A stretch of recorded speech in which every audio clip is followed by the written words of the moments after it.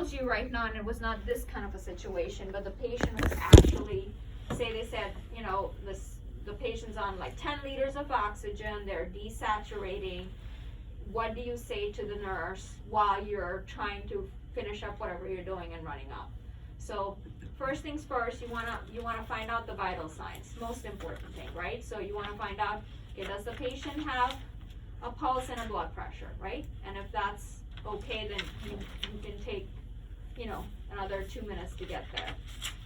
So first things first, basically that is not turning into a rapid response kind of a situation, right? So that's the first thing. So if the vitals are okay-ish, you can take your time to go up there. The second thing you want to do is you want to say, okay, so this is all for respiratory failure. Okay, is the respiratory therapist there, right? Because the respiratory therapist will know what to do. If they're calling you and it's just a nurse calling you, remember that the respiratory therapists actually do know what to do, probably more than you know what to do, correct?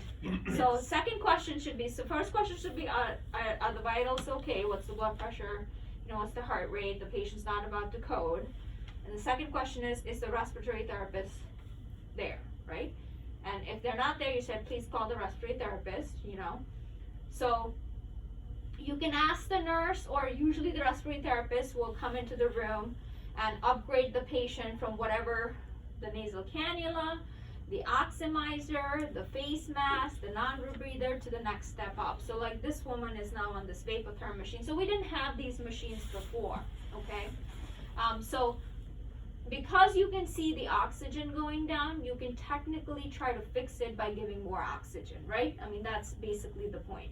So you can temporarily upgrade them to the next. So if the respiratory therapist is there, you can, usually if they're already on a non-rebreather, by the time they call, you can say, hey, can you put the patient on vapotherm? Okay, so that would be our next step, is that if the patient is, and they can do that on the floor? they can do that on the Okay. floor, absolutely, yes. So they can That's just new to me. they can do anything, they can do everything that can be done here can be done on the floor. Okay. You can intubate on the floor, you could do anything on the floor. So if a patient is acutely decompensating, you're not gonna move that patient out of that room, right? So Right. the first thing first is you're not going to be, you have to temporize them enough so that it's safe for you to move that patient out of the room. So you cannot tell them to, you cannot say call ICU. You have to kind of do things and then call the ICU. Yes, we can come in and we can evaluate your critically ill patient, but I would have expected you to make sure the vitals were fine, make sure the respiratory therapist is at bedside, and upgrading their oxygen requirements. The third thing that you should do is, why is this happening, right? So you wanna, there's a difference between if you know the patient or you don't know the patient, right? Because if you know the patient and you know that this is somebody that's going into heart failure, you can say give 20 of Lasix or whatever. If you don't know the patient and you don't know what's going on and they're just calling you in a panic and it's 2 a.m., you say, please call for a stat chest x-ray, and once the respiratory therapist is there, have them do a blood gas, right? So a chest x-ray and blood gas are vital for respiratory failure evaluation. The chest x-ray to make sure they didn't pop a pneumo or something, they didn't plug up. So a lot of the patients with secretions can plug up and just sort of feel that dyspnea, and a pneumo could be the most emergent things that you would react to. Mm-hmm. And ABG is done to find out whether your patient is now hypercarbic, which means that the CO2 is elevating, because giving more oxygen for that is not going to solve your problem, right? So you would need to upgrade the patient to a different mode of ventilation, right? So when the nurse calls you and says the patient doesn't look good, they're desaturating, they look very short of breath, first check the vitals. Second, make sure that they have called the respiratory therapist and they're there. Third, if they can upgrade to a higher level of oxygenation, i.e. go up on the liter flow, put on a non-rebreather, put on a vapotherm, you can do that. Order a chest x-ray, order an ABG, okay? So now you actually made it to the floor, right? So you do the eyeball test, right? The eyeball test is you actually look at the patient, and she's falling on the floor, her sats are ringing, she's like going, if you see a patient do this, you have a serious problem, So the patient is tripoding and they have a beautiful chest X-ray and they have a beautiful ABG and their oxygen's fine, you still have a very, very big problem, right? Because nobody should be like that. So this is where the eyeball test comes into play. Everything can be beautiful, but it's requiring the patient, every muscle of their being, to be beautiful on paper, but they're really, really sick, right? So if somebody is sitting up, tripoding, and has increased work or breathing, right? So there are two different things. There's hypoxemia that you see on the monitor. There's hypercarbia that you see on the ABG, right? Or the end-tidal CO2 if the patient is intubated. And then there's the actual work of breathing, correct? There's an actual respiratory distress that they're doing abdominal breathing or they're tripoding. Those are three, that's the third sign that something is really, really wrong. Usually, and we're going to talk non-COVID right now, usually if you get to the bedside and the oxygen is fine, but the patient has really high work of breathing, what you need to do is provide them with some positive pressure ventilation so that some of that workload comes off of the diaphragm. So the patient is trying to work their diaphragm to suck in the air. Remember, our natural respiration is our chest expands, our diaphragm goes down, we suck in air, and we sort of passively exhale. Maybe not in our ICU, we're not breathing like that, but in normal situations, we should be breathing like that, okay? So, because it's hard for them to, they're so tired, and so the diaphragm is the main muscle of breathing, but then we have all these accessory muscles, right, that help us breathe, and you see them working. That's where you see all the accessory muscles working, and you know that the patient is failing. There's fatigue setting into them. That is the situation in which it does not matter what the oxygen says and the EBG says. This patient has an increased work of breathing. You need to bring down their increased work of breathing. You have two options. One is, if you think that the patient is talking to you and will do okay, you can slap them on non-invasive positive pressure ventilation, i.e. BiPAP. And guess what? If you have the respiratory therapist there, they will know exactly what we mean, right? So that's why you need the, because you guys are not pulmonologists, so I'm talking to you as a non-pulmonologist. I know what to do, but I'm really telling you what you can say to the respiratory therapist. You say, put the patient on BiPAP, and they will know what to do, because you don't have to go into the nitty-gritties of that. They have a protocol set up, and they will put the patient, and these guys do this for a living, right? So they know what pressure settings might work for different people. So you have to say, no, the patient has more work of breathing, he's really getting fatigued, put the patient on non-invasive, or BiPAP support, and they will slap on the BiPAP. They have other modes of ventilation, but again, this is probably a little higher grade. They have AVAPs, they have different modes of ventilation. That's a whole different story. I'm just telling you temporizing measures. If the patient is, would this patient tolerate BiPAP? You can still try it. Okay? But if a patient is mentally not there, or they're severely obtunded and they're literally, you guys would know what, somebody's agonally breathing, you know what to do. But what I'm saying to you is that even if the patient is not fully there, you can still try some BiPAP on him, because perhaps the patient is not fully there because their carbon dioxide level climbed up. Understand? Which means that you can try and prevent an intubation. So it's perfectly reasonable for you to say, put the BiPAP on this patient, and you stay, honestly, you don't go anywhere. You literally stand there for 20 minutes, 30 minutes, and see how that patient is responding. If you can see them starting to slow down and be okay and not have that work of breathing, then you may have bought yourself some time. The three conditions in which I think that a BiPAP really works, okay? Patients that have COPD, patients that have congestive heart failure, and people that have sort of neuromuscular disease, I would say, right? Those kind of patients. What you're trying to do is give them positive pressure ventilation, so some of that work of breathing is now taken away from them. And this mask and pressure, they don't have to really suck in air, because it's coming at them with a blast. So once they have that thing coming and they can tolerate it and they're not ripping it off their face, most of the times the respiratory therapist will be able to talk them into using it. They can start on a lower pressure, allow the patient to adjust, and then slowly increase the pressure. If you get up there and it's like this patient is just not going to be there, then you intubate them, right? That's so the intubation is a decision that you can make only I get called to be asked if I should intubate somebody. That is a very wrong decision to make over the phone if I don't know the patient and I don't know, you know what I mean? Like if somebody called me about Tabitha last night, for example, I gave them a plan. I gave Valerie a plan. I said, if she's able to make it through the night with the vapotherm, I would like to vapotherm her.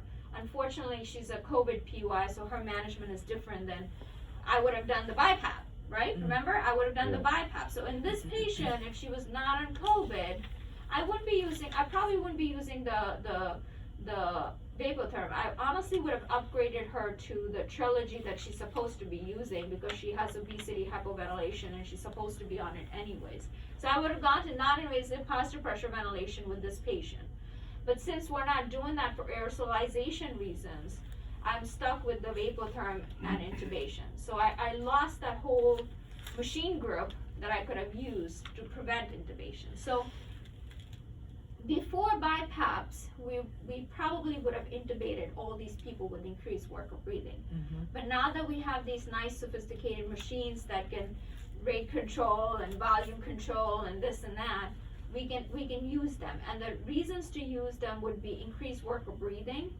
And if you notice that if your patient's oxygen is fine, they're not really having very increased work. Or so the second situation is you get there and they're not tripoding, right? They're not tripoding. It's possible that you get there. So you get there, they're not tripoding, the respiratory therapist is there, maybe they're putting them on vapotherm, the oxygen has come up, the patient looks like they're kind of short of breath. What I usually do is I say to the respiratory therapist, start a nebulizer, right? Will it hurt the patient? Probably not, so if this patient has any form of asthma, COPD, it will help them. If they have CHF, maybe their volume overloaded, and I give them a neb, is it gonna hurt them? Probably not, But so the nebulizer or the medicines that we use in a nebulizer, the purpose of those medications is to bronchodilate, right? So our airways, they do nothing for the lungs, but they're basically gonna act on the beta-2 agonists in the lung, and essentially bronchodilate. So if you have a little bit of bronchoconstriction, and that's why the patient is sort of out of breath, they can simultaneously start a nebulizer through the BiPAP circuit. They can do it through anything. So I would say to them, start the patient on a neb, right? In the meanwhile, hopefully your chest X-ray person is outside the door, right? You take a look at the chest X-ray. If it looks like the patient has, now I don't know what your proficiency in reading chest X-rays is, because I have realized just by talking to most people that most people don't know chest X-rays. And that may be again, I'm not trying to I'm trying to tell you what you can do as a non-pulmonologist. So I know that I look at a chest X-ray differently and you look at a chest X-ray differently, right? So I'm not sure if you guys will be able to tell. You think you would be able to tell if you looked at a chest X-ray and there was pulmonary edema, do you know what that looks like on a chest X-ray? Would you even look at a chest? Okay, so let's start with the basics. Yeah. Do you guys look at chest X-rays? Yes. We do a lot.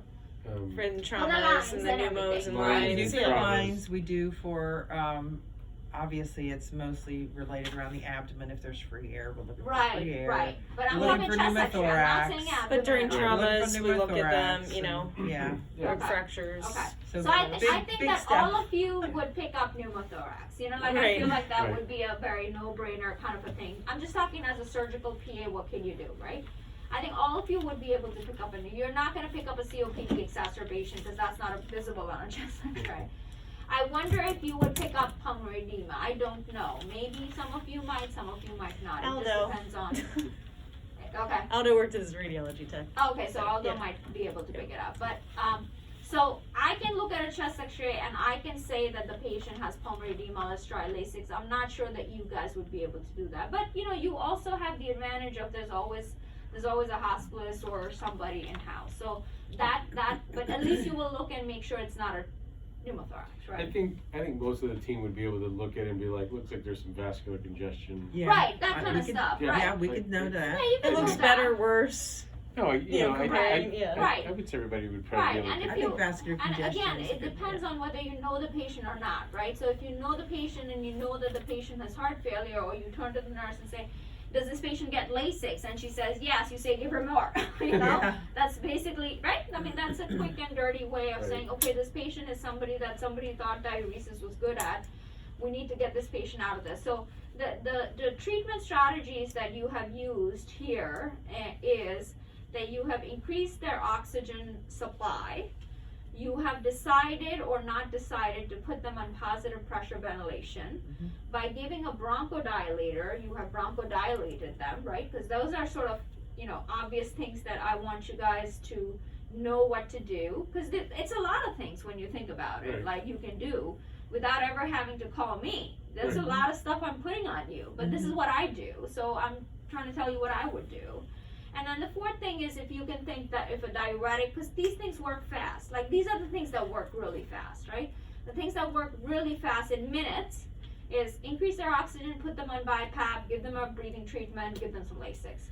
Those things really can decompress the whole situation in half hour. Like you could have a awesome, quiet room in half hour if these things work in fashion. The nebulizer, just straight albuterol or like a duo neb? Most times you can just give a straight albuterol neb. Some of these patients, if they are respiratory, actually already have PRN orders in. So your patients, that patient might already have a nebulizer as needed order in there. But again, remember the respiratory therapist is standing next to you. Don't forget that you really. I mean, I'm talking to you from a non-pulmonologist standpoint. Is that please remember that in that situation, you are not probably the expert. They are, right? So I would go with if you tell them, okay, give them a nab, and they will probably pick the nab that they think is appropriate for this patient because they've been on the floor. Right. They probably know the patient better than you guys do. Does that make sense? Mhm. Yeah. Oh, So, totally. so in a respiratory failure situation, if you're able to get a respiratory therapist at bedside, most times the respiratory therapist will be super helpful to you guys because they do this for a living, right? So they know what to give. But yeah, so if albuterol is perfectly fine to say give him an albuterol neb or give her an albuterol neb, it's totally fine, okay? Duoneb is just a combo. The only other neb is Duoneb is a combo of ipratropium and albuterol. And ipratropium is an anticholinergic medicine. So the albuterol works on beta-2 agonists and the ipratropium works on muscarinic receptors. So they work on two different receptors and both of them can cause bronchodilation. So Okay. most asthmatics would only need albuterol, but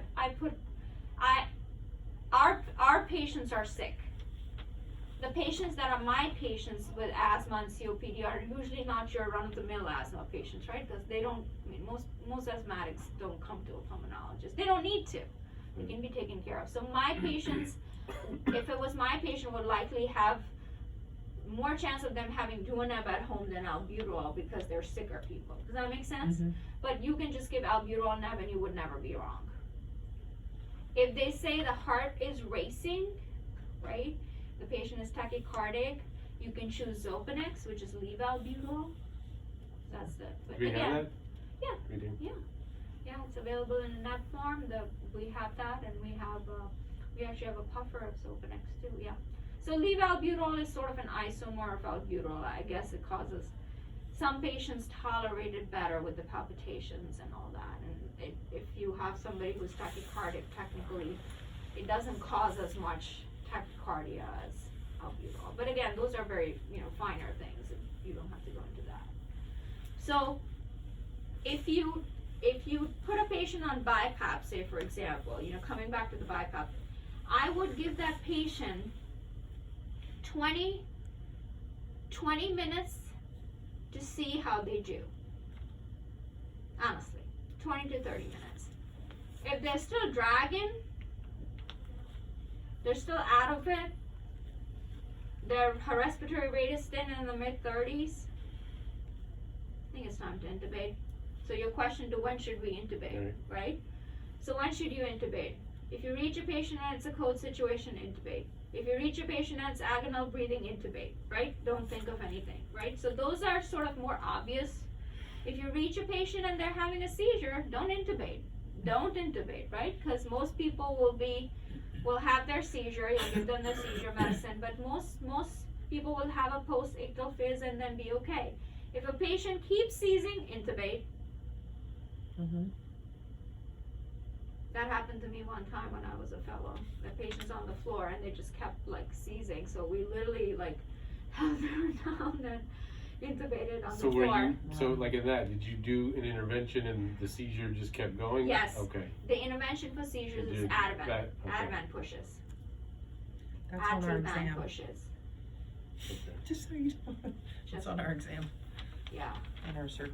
Yeah, so if a nurse calls you and the patient is seizing, you say to the nurse, give 2 milligrams of Ativan, I will be right up there. And then you run to the room. This is by the way. Oh, that's another Right. crash situation. Yeah, so I guess we moved to the seizures. Or wait, so I mean, this is a lot of good. This is really good stuff. Now, getting to this point with a COVID patient. Yes. Okay. So, Working the through this tricky, thing. right? So all of these things don't apply to COVID patients. Right. So if you have a patient that is in respiratory failure and is a COVID PUI or a COVID patient on the floor, I would say the answer remains the same. Make sure that a respiratory therapist is at bedside. So that part remains the same, right? So what did I say to do? I said first vitals. It remains the same, right? Right. So I'm gonna go back down the pathway, right? So first, what are the vitals of the patient, Right. right? What did I say next? I'm forgetting. Tell them to have a respiratory Respiratory therapy. therapy, so that remains the same. You could still follow that same pathway, right? The third pathway is increase oxygen, right? So i.e. we are allowing people to go on Vapotherm with a mask over the face, so that's an option for you, right? But the respiratory therapist, again, remember, will know what to do, right? So it's okay to have these people on non-rebreathers, and it's okay to have them on a Vapotherm, so you can do that part, right? And so what's the next I said you can do? Chest x-ray? You said a chest Yes. X-ray and an ABG. ABG? Yes. So we're still on the same damn pathway. So we're still doing all the above, right? So all of our initial management is still the same. Okay, what did I say next? If you get the X-ray back and it looks like edema, or if they're doing work of breathing, you have to decide whether Yes. you think it's heart failure and you give Lasix, or if you think they have too much work of breathing and you need to do BiPAP or something like Correct. that. So that's where we differ from the pathway. Okay, You cannot do BiPAP with the COVID PUIs, right. right? So I guess you can't do the BiPAP and you cannot tell the respiratory therapist to give them albuterol Right. because it's an aerosol generating procedure. You can tell them if the patient is awake, alert, to try an albuterol MDI. You can. Okay. So you can do a puffer with a spacer. Perfectly fine. I've tried it on people. It doesn't work, but you can try it. You can try it. Okay? Okay. So if you reach a patient like that and they're having increased work of breathing, technically, Dr. Denaike says that we're supposed to not put them on Vapotherms without a HEPA filter negative pressure running. Apparently, A3 has negative pressure rooms. Yep. So most likely your COVID PUI on the floor is gonna be in a negative pressure room. So you can run a Vapotherm. You understand what I mean? Yep.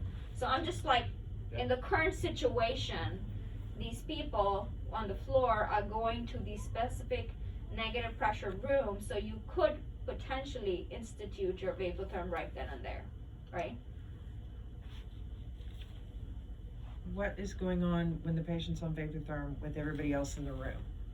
Nothing's going. I mean, the vapotherm Like is we're like still just regular surgery yeah, you're masks? still yeah. Okay. I mean, but remember, Just to clarify. remember, Rebecca. I every time you're going into a COVID PUI, well, I guess my first thing should be don't run into. You can do all those things on the phone, but don't run into the room without your proper PPE. So I forgot to mention that. Do not run into the room, whether they're coding, whether they're crashing, whether they're seizing, without appropriate PPE. I don't care, it takes you 5 minutes, not important. You're there to help, we're all there to help. It's very hard for us to say that we're gonna not run into a room. Don proper PPE before entering room. Add that to your list of things. That's our number one. It literally is. That's it our literally, number one. Yes, item number one. So you can say all these things on the phone. You can still say what are the vitals, what are this. You can still do all of this. But before you enter the room to actually physically assess the patient, don proper PPE. Okay? So that's the eyeball test. That's the eyeball test, right? Because you can eyeball them and say, decide whether you need to go in or not. If the respiratory therapist is already in the room, then maybe you don't need to enter the room. But if you feel like, okay, you really need to be near the patient or you can't really fully assess the patient, don proper PPE before going in. Now, if you go in and the patient came on, I mean, you're seeing our patients on video. You guys are getting great education here because you're seeing them like right here. You know what they look like. You actually know what positive COVID and COVID PUI crazies look like. This 10, I mean, I would be shocked. It's possible, but I would be shocked that she has that much energy if she has COVID. Do you think she has COVID? I don't think so. Have you not seen the people that have COVID? They're pretty damn sick, you know? I don't think this woman has it. I think she's just crazy, and she's who asks for food when they have COVID infection? Like who does that? Who sits up and says, I want food, my whole body hurts. The whole body has hurt for years. I would be super shocked if she had. I mean, right? I mean, eyeball test. Common sense, you know, we know Yeah, what that's COVID, why I was peeking over you guys trying to actually get know what COVID patients look like more than anybody else in the hospital. The cardiologists don't know, the surgeons don't know. Nobody knows except you guys and us. So you guys are COVID experts at this point in time. So I want you to be confident about that you guys actually are seeing the real deal here. So you guys are the COVID experts of this hospital. Nobody else is. You guys are. So I want you to be confident about that.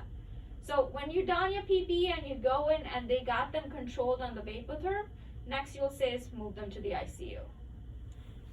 Or if the patient is like Miss Bed 9, ripping the thing off her face, you can tie her hands down and then say go to the ICU, right? Mm-hmm. Or if the situation is really out of control, you say call anesthesia. Anesthesia comes with their hazmat suits. Once they're in there, you can step out. You can literally step out of the room. Doff, and step out of the room. Because at that point, they will come with 3 people and they're like, literally their hazmat suits, and they will take over. And then your job is done. So if they're requiring vapotherm, they basically need to be intubated because that's more than like 6 liters usually, right? Correct. Okay. Correct. So vapotherm has a flow, like it can flow a lot of air real fast, and it can have the oxygen saturation, and technically, I guess the vapotherm, because it's such high flow oxygen, sort of creates a little bit of positive pressure. Does that make sense? Mm-hmm. Like it creates because of the high flow of air that's going through. It can be pretty uncomfortable. Like imagine that much oxygen rushing through your nose. It's almost like wearing I don't know if it would be similar to wearing a nasal pillow with a CPAP. Does that make sense? Like I don't know if it's that much pressure. But technically, it's just high flow, sort of humidified oxygen going at really high flows that we can't do by our other, like wall oxygen kind of a thing. Right. So vapotherm's also very new. Room 9 is, she's COVID positive. She is COVID positive. I have her on high flow. Yeah, she's on 40 a minute. 40 liters per minute flow. So and then she's on 75%. So when you look at that monitor, it's 70. So that's her saturation. That's how much oxygen I'm giving her through. So that's 75%. Okay. Okay.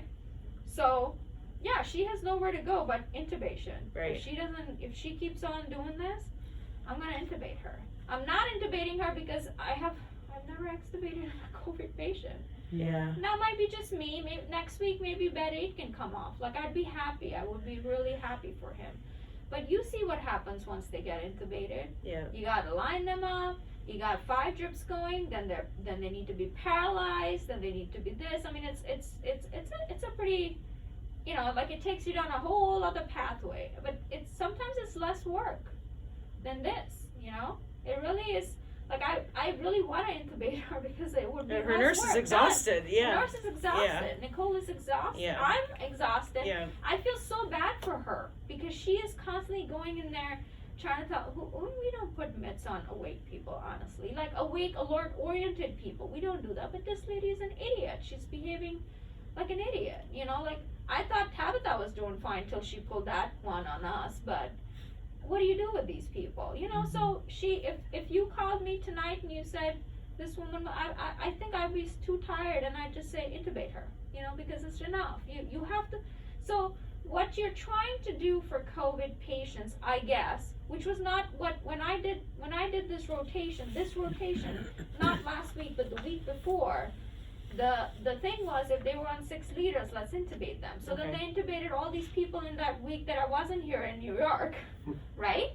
See, New York is now the world's expert on COVID, right? We're all experts now because it wasn't a disease till November of 2019. Like, think about it. It's so ridiculous what we're having to learn on the fly, what you guys are having to learn on the fly.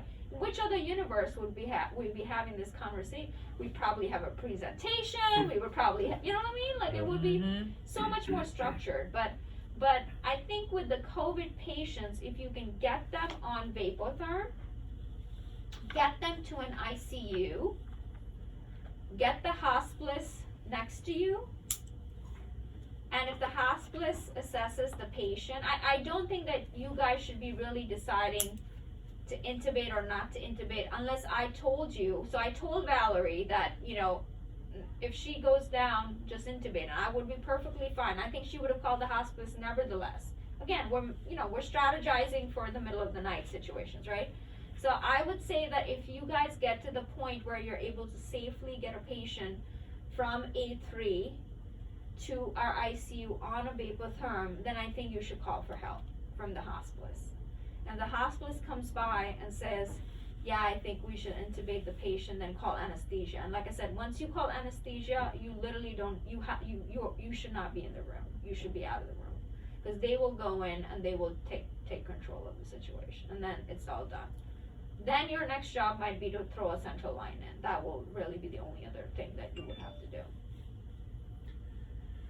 What about, and it probably would be more clear cut with this type of patient, but if we call the hospice to come up to the floor to take a look at somebody, and they said, well, do this, and we kind of go, So what would they say that would? Like say we put the Vapotherm on, and we said, you know, I think we're going to put him down in the unit, and the hospice was like, no, you can probably just leave him here and watch him for a bit. I doubt that they would ever say that. I doubt that not with our current ICU situation. This could be a different situation in a week. I don't think that they would tell you not to. They have put patients here on 6 liters of oxygen. I don't think that. I'm just talking from personal experience that I have moved people down to the unit when their oxygen has gone up to 4 to 5 liters. Vapotherm is a big deal right now for the hospice. We have not yet. That may be true of New York, that you just don't have beds. It is not a resource problem at this point in time. Okay. Although, maybe I should take that back. What I was told by Denike was that Vapotherm should be used in a negative pressure room, and technically our negative pressure, we only have one. Okay, that's 12. 12 is really a negative pressure room. The others with the makeshift whatever, those are HEPA filter rooms, kind of. Those are not negative pressure rooms. So technically, 7, 8, 9, 10, 11, 12 are our only rooms, okay? So I don't know if 7 is, actually, let's find out, because if it's just 8, 9, 10, 11, 12, then all of them are occupied by COVID patients. Well, they're outfitting these as we speak. See, that's what's Oh. happening. So And aren't this there is some negative pressures tenacious up thing. on the floor? Where? I don't know. I thought there were. A3 Yeah, has negative A3 has- pressure. Oh, has a okay, couple, alright. but ER has 2 negative pressure rooms. Okay. Yeah, Okay. A3 has negative. So they're installing that. Maintenance is literally taking the window out and putting the plywood See? in as we So speak. this is happening literally this is what I mean, like this is happening in real time. Is they had a meeting this morning at 11 o'clock, and it was decided that they would only put people on vapotherm because we're trying to prevent intubations. So Mhm. therefore I said, well, where are you gonna put them? We just have everybody here. If 10's test comes back negative, then I can throw her out of that room, and that could be our open room, you know what I mean? That was my grand plan. Mm-hmm. But he said that he talked with everybody, and they're gonna try to make, I didn't realize that these people were doing that thing, but I guess that's what we're doing. So here's my question Mhm. then, if we're only supposed to be doing vapotherm in negative pressure rooms, if you're, HEPA rooms, not negative pressures, these are not negative pressures. or HEPA rooms, then if a patient's on A3 and we throw on vapotherm, If it's a HEPA room, negative pressure room, you can do it. If it's not, then I would advise you to transport the patient on a non-rebreather down to our HEPA room and then do it. okay, So that's what I did yesterday night. Yesterday night, I was in the ER, those nurses were freaking out because their sats were dropping, right? So I went there 3 times, and then I said to the nurse, I said, honey, can we transfer this patient upstairs? I called upstairs, I told the respiratory therapist, the patient is coming up, get the vapotherm ready. So when the patient got up to 10, we had the vapotherm going, we transferred the patient over, we put them on a vapotherm, and those people left. So this is how you would transport.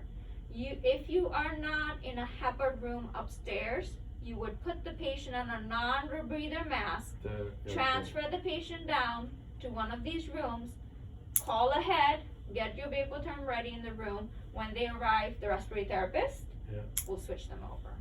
So you can go vapotherm, non-rebreather, back to vapotherm. Okay. Room 11's daughter was on the phone. I don't know if you called her, but she said she was calling you back. Oh, Sharon, no Yeah. sister. Oh, okay. I tell her I will call her Okay. later. She keeps asking me every day, well, so when should I call back? Okay. Okay, yeah, tell her I'm busy, I'll call them. So is there a primary number that you call respiratory therapist, or do you just say No, every nurse, floor call the has their respiratory own, therapist? Every their floor has their respiratory own, okay. therapist assigned to Okay. every floor, so the nurse will know. The Okay. nurse will know the number to the respiratory therapist, they're a respiratory therapist. Good. I think, what I don't know, Pete, I think that was your question, and we should check with the respiratory therapist, cause, you know, policies change every hour here, is can we transport a patient on vapotherm? I don't know the answer to that question. Honestly, I think we can, but I don't know policy-wise if we can or not. Right. Cause I mean, the vapotherm is not a big machine to, you know what I mean? Like, I don't know the policy on that. I think that's the real question. Okay, Okay? alright. And like I said, you know, by that time, if you guys are there and you're sort of feeling helpless, I would call the hospice, and most likely what will happen next is you will intubate. So this is why it's different than the non-COVID patient, right? Because on the non-COVID patient, you actually have you have a different set of machines to save them from intubation, and it really works. I mean, otherwise there'd be a lot more intubated. These machines are honestly really awesome. They really save a lot of people from intubation, or at least try to delay the intubation till the Lasix works or the bronchodilators work. You give them an extra dose of steroids if you want, you know, things like that for non-COVID patients I'm talking about. Mhm. The other things that could happen, so there's respiratory failure, right? So sort of you have a pathway of how to follow, you know, what you can do for COVID and for non-COVID, Mhm. right? Mhm. The other situations that you may run into, they say that these patients are not in shock, mostly, and I guess my patients are more in shock because I'm sedating them, is how I feel. You know, I don't know, I feel like most of them are in shock, like most of them have been on pressors, you know, Yeah. for all these Right. days. But technically, I guess they're usually not, so either Huh. we're doing too much sedation. What's usual? I mean, what's usually I rotting? mean, in the They're not- literature, I know what you're well, saying, I know, but but again, literature I'm being is a 3 little months facetious. old literature. Case report, Yeah, you like- know. Experience, you know. Yes, you're right.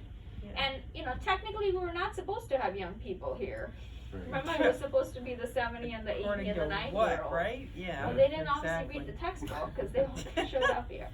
So I think there's a lot that we don't know about COVID management that I honestly couldn't even, like, everything. I sincerely feel that every decision I'm making these days for my COVID patients is really just, I'm drawing from all the years of clinical experience to try to make the best judgment. Mhm. It is absolutely non-evidence based. And it's how could I have decided to intubate the 6-liter guy a week ago, and now I'm trying to put this woman on vapotherm trying to prevent intubation? I'm still the same person.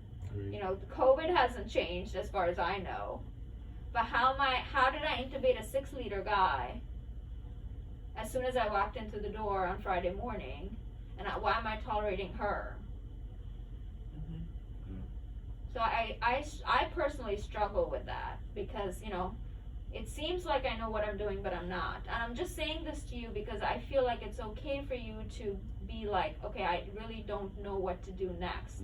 This is when you call for help. Like, it's okay to call for help. Really it is. Because I called Tanesh all day long and I say, you know, this is what I'm doing. This is, you know, because I called him all day long about that guy, the first guy that died.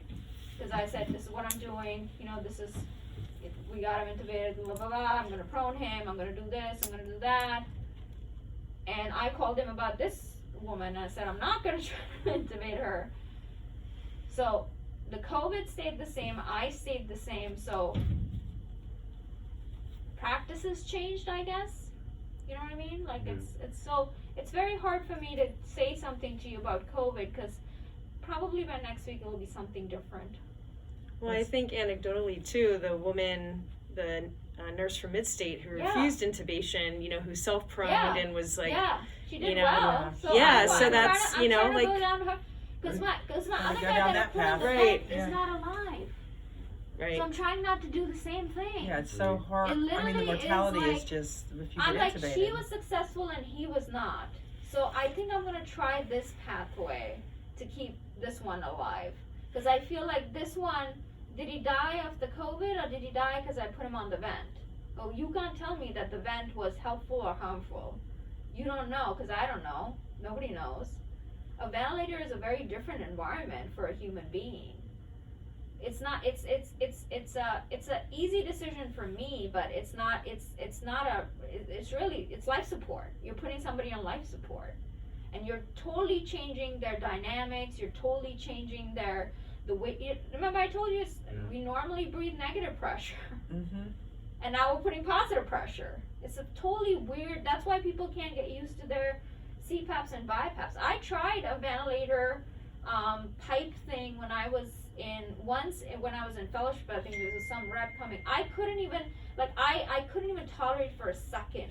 Like, it was such high flow coming at me that I was like I couldn't even tolerate it. So I sometimes wonder that I coach all these people through CPAPs and BiPAPs. If I had to wear one, would I be even able to tolerate it? It's a very hard thing to get used to. That's why you gotta sedate them and paralyze them, because it's literally like, my God, it's so rough. It's so rough. So I don't know if the ventilator is causing some sort of lung injury to the lungs, that it just the inflammatory response is Right. just heightened now with this weird state of being, right?